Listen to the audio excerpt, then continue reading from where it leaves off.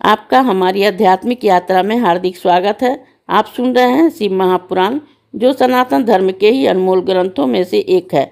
इस श्रृंखला में हम आपके लिए ही इस दिव्य ग्रंथ के प्रत्येक अध्याय का शाश्वत पाठ प्रस्तुत करेंगे। आइए इस ज्ञान और धर्म की ही यात्रा को आरंभ करें।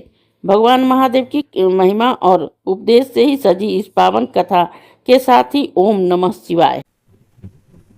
44वां अध्याय, मैना प्रबोधन।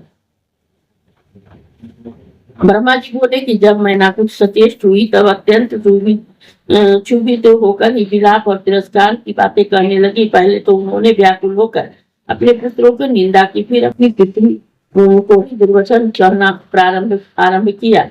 मैना ने नारद से कहा कि हे मैना, पहले तुमने कहा कि पार्वती शिव को वरेगी, इसी के से पर्वतराज ने इससे शिव की पूजा कराई। वास्तव में यह उसी का ही अनर्थकारी फल दिखाई पड़े।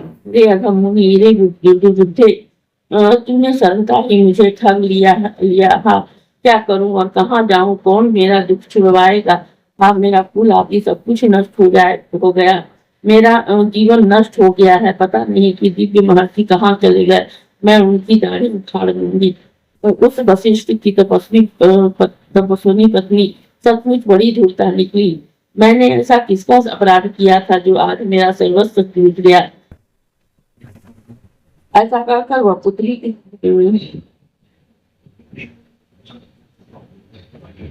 की ओर देखकर उसे कटु वचन करने लगी। रे दुष्ट पुत्री, तूने मुझे दुख देने वाला क्या काम किया है जो तुम दुष्टा ने सुवर्ण देकर ही कांच खरीद लिया? हाँ, तूने चंदन छोड़कर कीच को लपेट लिया है, हंस को उड़ा हाथ में कौवे को पकड़ लिया है। तुमने गंगा जल छोड़कर कुएं का जल पिया, सूर्य को छोड़कर जुगनू पकड़ा है, तंदुलों को छोड़कर त्रिशुका की भक्षण किया है, सिंह को छोड़कर पिंगार को पाला है तथा ब्रह्मा विद्या को त्याग गाथाएं सुनी।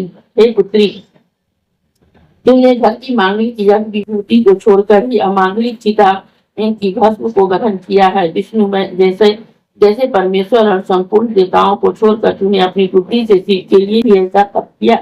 तेरी ऐसा बुद्धि और रूप और चरित्र को धिक्कार है।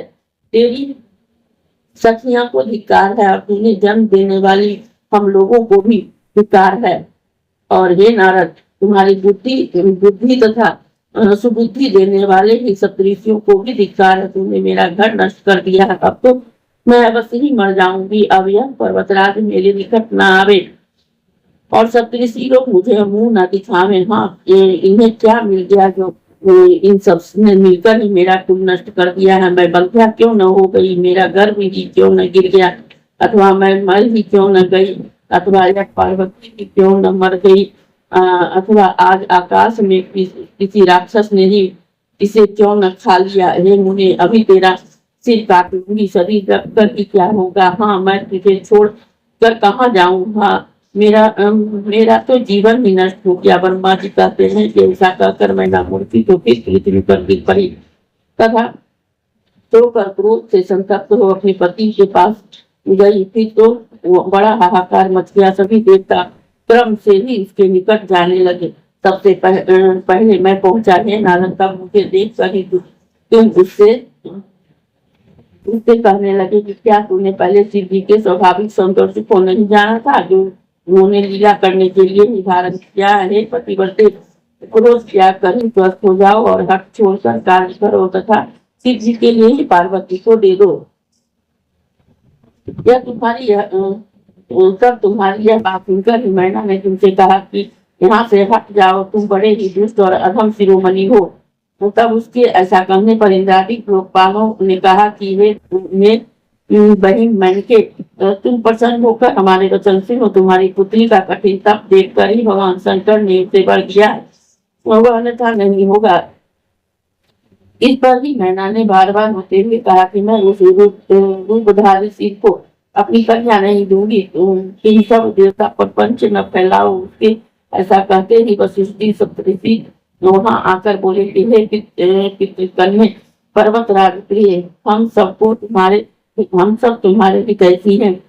फिर आपके विरुद्ध कैसे कर सकते हैं? क्या यह कोई काम कम लाभ है जो शिव का दर्शन हुआ है और वे तुम्हारे ही घर दानक पात्र बनकर आए हैं। मैना तो ज्ञान शून्य हो रही थी। उन्होंने ही ऋषियों के वाक्यों को व्यक्त कर दिया और कहा कि मैं पार्वती को शस्त्र से मार दूंगी, किंतु शिव के लिए नहीं दूंगी। तुम सब दूर हो जाओ और मेरे पास मत आओ। इस वृत्तांत को इस वृत्तांत से वहां हाहाकार मच गया। हिमाचल उसे समझाने आए। उन्होंने कहा कि प्रिय, क्या तुम्हें नहीं जानती कि तेरे घर कौन आए हैं? तुम इसकी उनकी निंदा न कर। शिव जी के एक ही रूप नहीं है जिसे देखकर तुम व्याकुल हो रही हो, के और भी दिव्य रूप है। वे निद्रा करने वाले हैं और पूज्यों के भी पूज्य हैं। तो दुख त्याग कर उठो और शीघ्र ही सब कार्य करो। तुमको सिखाने के लिए ही लीलाधारी शंभु ने यह विकट रूप धारण किया है, किंतु उनका परम महात्मा देख कर मैंने और तुमने उन्हें अपनी कन्या देना स्वीकार किया था। अतः उठो और उनको प्रणाम करो। इस पर मैना ने कहा कि हे नाथ, तुम मेरे वचन सुनो और वैसा ही करो, क्योंकि तुम योग्य हो। पार्वती का गला बांध कर ही निशंक को नीचे गिरा तो मैं शंकर की कन्या नहीं दूंगी। अथवा निर्दय होकर इस कन्या को ले जाकर इस समुद्र में डुबो दो और सुखी हो जाओ, परंतु मैं इस विकट रूपधारी शंकर को अपनी पुत्री नहीं दूंगी। यदि तुम दोगे तो निश्चय ही मैं अपने प्राणों को त्याग दूंगी। जब मैना ने इस प्रकार से वचनों से हट पकड़ लिया तो तब पार्वती स्वयं ही आकर उनको यह मनोहर वचन बोली कि हे माता, तुम्हारी शुद्ध बुद्धि विपरीत हो गई है।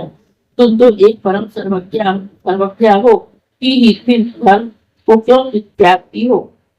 यह रुद्र तो परम प्रभु साक्षात ईश्वर है। यह भगवान शंकर को तो अपने प्रभु और स्वयं एक ऐसे राजा हैं जिनकी ब्रह्मा विष्णु आदि सभी उपासना करते हैं। इससे बढ़कर और कौन सा सुख है? अतः उठो और अपने जीवन को सफल करो। हे माता, तुम परमेश्वर शंकर के लिए ही मुझको दो। मेरी यह प्रार्थना स्वीकार करो। यदि तुम मुझे शंकर के लिए नहीं दोगी तो मैं अन्य वर को वरण नहीं करूंगी। भला सिंह के भाव कोटि सिंगार कैसे पा सकता है? मैं तो मन कर्म वाणी से ही शंकर जी को पर चुकी हूँ। आगे तुम्हारी जैसा इच्छा हो वह करो। पार्वती की इस वचनों को सुनकर उन्हीं पाए कि स्त्री मैना के क्रोध का अंत न रहा। वे बहुत विलपती हुई पार्वती को पकड़कर क्रोध से दांतों को पीसती हुई मुट्ठी भर वचनों से उसे प्रताड़ित करने लगी। ऋषियों ने मैना के हाथ से छीन कर ही पार्वती को अलग किया। मैना ऋषियों को दुर्वचन कर फटकारने लगी और कही कि मैं इस शिवा को लेकर क्या करूंगी? अब या तो 20 दिन दूंगी या कुएं में डाल दूंगी, परंतु इस भयंकर रूप वाले शंकर को अपनी कन्या न दूंगी।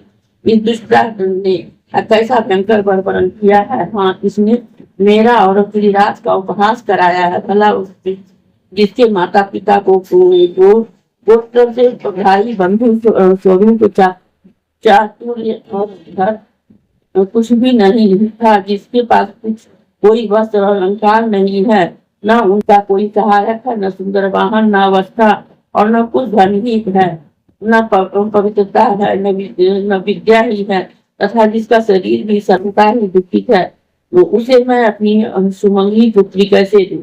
हे मुनीश्वर, ऐसा कहकर कि मैना दुख और शोक से त्याग होकर उच्च स्वर से ही विलाप करने लगी। तब मैं शीघ्र ही मैना से पास गया और शोकाधारी शिव तत्व का वर्णन करने लगा। साथ यह भी कहा कि तुम इस बुरे हट को छोड़कर पार्वती को शिव के लिए दे दो। तब बार बार विलाप करती हुई मैना ने मुझसे कहा कि हे ब्रह्मन, आप इसके श्रेष्ठ रूप को विफल क्यों करते हैं? यदि ऐसा ही है तो अपने ही हाथ से इसे मार क्यों नहीं देते? मैं आप इस शिव के लिए भी एक वाक्य भी न कहे। मैं पार्वती को शिव के लिए ही नहीं दूंगी, क्योंकि मेरी पार्वती मुझे प्राणों से भी प्यारी है। हे मुनीश्वर, इसके पश्चात की संकादिकों ने भी मैना को समझाया और विष्णु ने ही शिव तत्व निरूपण कर शिव जी की महानता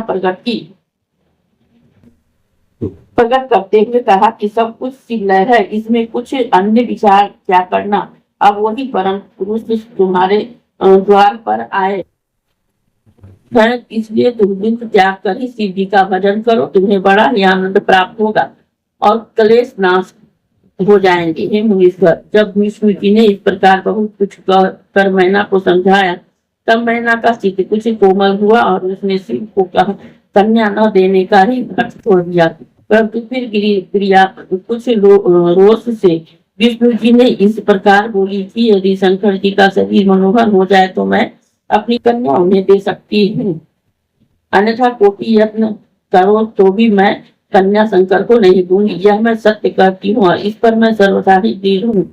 ऐसा कहकर ही दृढ़ता मैना चुप हो गई। इस अध्याय के श्रवण हेतु आपका हृदय से धन्यवाद। हम आशा करते हैं कि शिव महापुराण की यह दिव्य कथा आपको आध्यात्मिक शांति और गहन ज्ञान प्रदान कर रही होगी। कृपया अगले अध्याय के लिए हमारे साथ जुड़े रहें और अपने सुझाव एवं भावनाएं कमेंट के माध्यम से अवश्य साझा करें।